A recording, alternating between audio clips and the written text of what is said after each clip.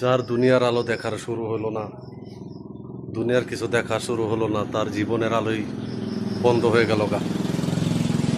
তার মার আর্তনাদ, তার কান্না, এসব আর সহ্য হচ্ছে না।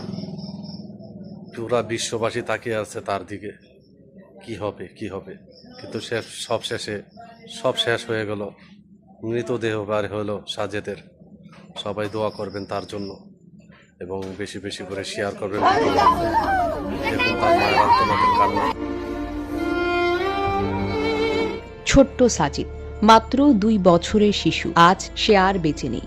এক ফোঁটা হাসিতে যে বাড়ি ভরে যেত, আজ সেই বাড়িতে নিথর নীরবতা। মানুষ তার জন্য অপেক্ষা করেছিল বিজয়ের খবরে, কিন্তু শেষ পর্যন্ত উদ্ধার হলো একটি ঠান্ডা নিস্তেজ আর ছোট্ট দেহ। ঘটনা শুরু হয় 32 ঘন্টা আগের বিকেল থেকে। বাড়ির পাশে সেই পরিত্যক্ত গভীর নলকূপ, বছরের পর বছর খোলা পড়ে থাকা সেই অন্ধকার গর্তে খেলতে খেলতেই পড়ে যায় সাজিদ। মুহূর্তেই পুরো গ্রাম ছুটে আসে। মা তখন অজ্ঞান হওয়ার মতো অবস্থায়। বারবার একটি কথা, আমার বাচ্চাটারে কেউ বাঁচাও। ফায়ার সার্ভিস শুরু করে অভিযান। অন্ধকার সরু 50 ফিট গভীর গর্ত।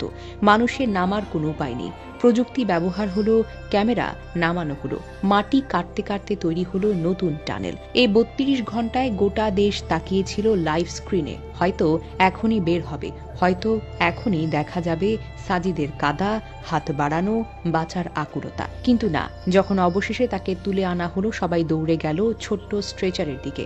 হাসপাতাল